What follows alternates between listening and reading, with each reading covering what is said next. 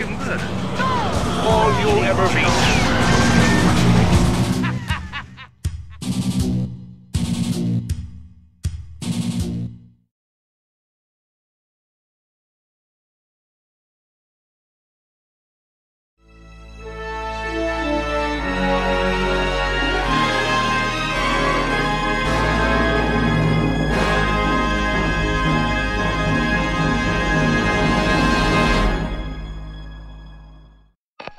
In the 23rd century, men and women are free to do whatever they like, except turn 30. Then they must sacrifice themselves or become runners, doomed individuals who face deadly justice at the hands of the dreaded Sandmen. One of these Sandmen, Logan 5, uncovers rumors of a secret place called Sanctuary, where runners might be free, and he is sent on a covert mission to find and destroy it, all while being hunted by his former partner Francis 7. As Logan and a young woman named Jessica 6 begin to untangle the lies they've been fed since birth, their search for Sanctuary becomes something more. Before we get started, if you could please hit that like button, it'll increase my odds of making it to YouTube adulthood without being chased down by that brutal algorithm. If you really do like what I'm doing, don't forget to subscribe to see more content. Thank you in advance. With that out of the way, let's get back to the subject at hand. In the late 60s, MGM and producer George Pal secured the rights to the recently published science fiction novel Logan's Run by William F. Nolan and George Clayton Johnson. Hoping to ride the success of 1968's Planet of the Apes and 2001: A Space Odyssey, Pal wanted to infuse the adaptation with social relevance and put Robert Redford in the title role, but script delays pushed the project into the early 70s. With science fiction becoming far less popular and profitable in those days, Pal, citing health concerns, left the project to work on Doc Savage: The Man of Bronze, which would prove to be his last picture.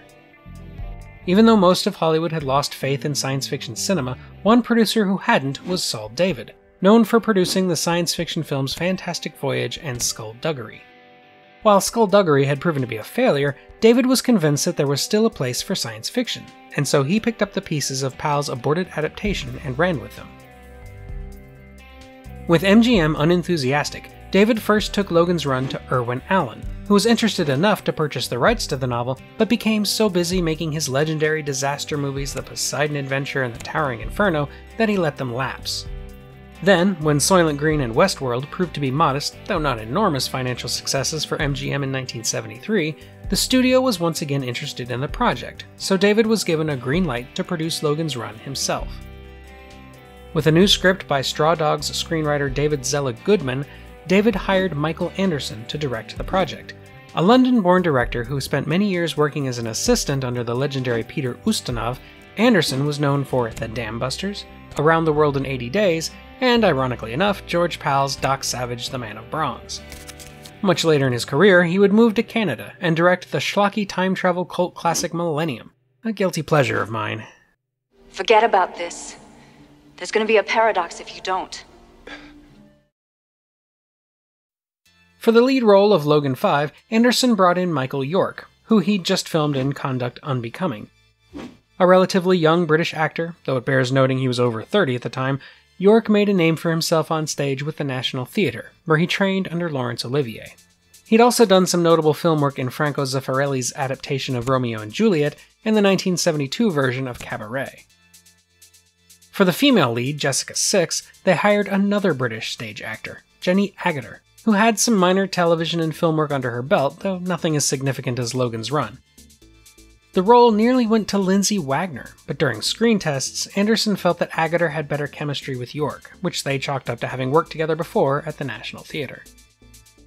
The role of Logan's friend-turned-antagonist Francis 7 was first offered to William Devane, who pulled out at the last minute feeling the role just wasn't a good fit for him.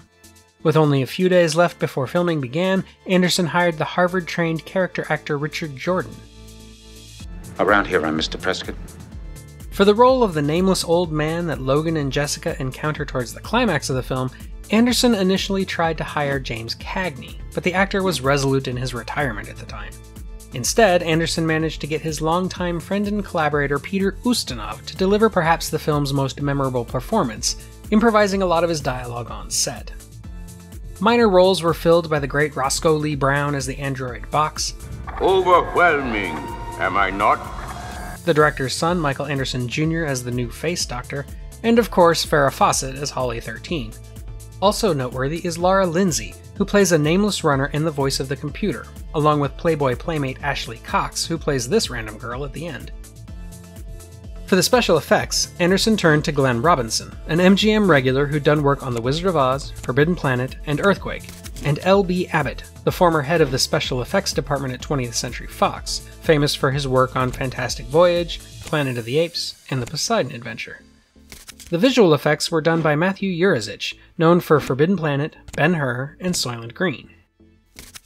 There are plenty of notable effects in Logan's Run, like the extensive miniatures, the gas-powered laser pistols, and the android Box. By far the most complicated, though, was the carousel sequence, which required dozens of stunt actors on wires with pyrotechnics strapped to their backs, along with some optical overlays and extremely precise editing. During an early attempt to pull it off, the wires became hopelessly tangled and the stunt actors had to be rescued one at a time by forklifts over the course of a couple of hours. For the era, the effects are mostly successful, but the miniatures never look like anything but miniatures, and there are a few effects that come across as notably bad. It doesn't help in retrospect that, nearly a year later, Star Wars would blow it completely out of the water. Still, the film did share a controversial Academy Award in 1977 with King Kong for its effects. The Academy had decided to do away with the category of special effects that year, so the award given to Logan's Run in King Kong was dubbed the Special Achievement Award. Though most of the film was done on sets and MGM backlots, some major set pieces were filmed in several unique locations in Texas, including the newly erected Dallas Market Center, the Water Gardens in Fort Worth, and more, which shaved a couple $1 million off the film's budget. The score was done by science fiction staple Jerry Goldsmith, and though I don't think it's his best work, he does do something interesting with it. For the scenes that take place within the city, he sticks with a largely electronic score, whereas for scenes in the outside world, he opts for a strictly orchestral one. The film released in June of 1976 and was a decent success. Though it wasn't beloved critically, many critics dismissed it as derivative dystopic drivel, it earned $25 million domestically against a $7 million budget. What most critics missed about Logan's Run is its timely cultural resonance, and they failed to account for the growing hunger audiences had for science fiction. The former seems obvious in hindsight. For a whole generation of kids who came of age during the Summer of Love less than a decade earlier, this movie reflects their attitudes going into adulthood, leaving behind their utopic dreams of free love and consequence-free decadence, and coming to appreciate the previously dismissed wisdom of their elders. In that sense, it is a surprisingly conservative film, a rallying cry for traditional values and monogamy, even as it portrays a sexually liberated society. As for science fiction cinema, Logan's Run represents the end of an era, the first big-budget sci-fi spectacle of the 70s to be a major box office hit. It paved the way for Star Wars and Close Encounters of the Third Kind, acting as a harbinger of the science fiction boom that was to follow. Looking back on it now, it's hard to look beyond its schlocky 70s aesthetic, its wonky pacing, and its uneven special effects, but make no mistake, Logan's Run is one of the most important and influential science fiction films ever made. And that's all for today, my fellow Earthlings. Don't forget to like and subscribe if you haven't already, and if you want to support this channel even more, head on over to my Patreon, where you can get your name in the credits, watch bonus videos, vote on future topics, and more. You can also find written reviews of many sci-fi classics, including the novel and movie versions of Logan's Run, at my website at emcgill.com.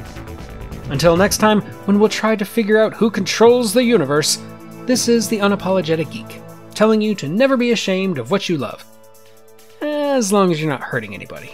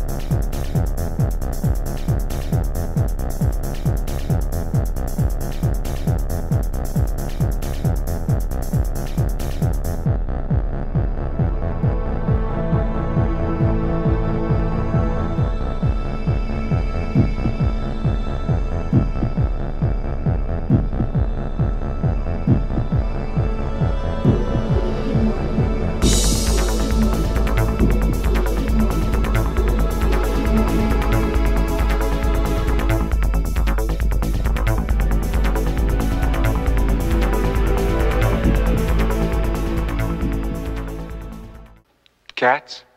Yeah, and they've each got their own name. Cats, of course. What else would they be called? Cats!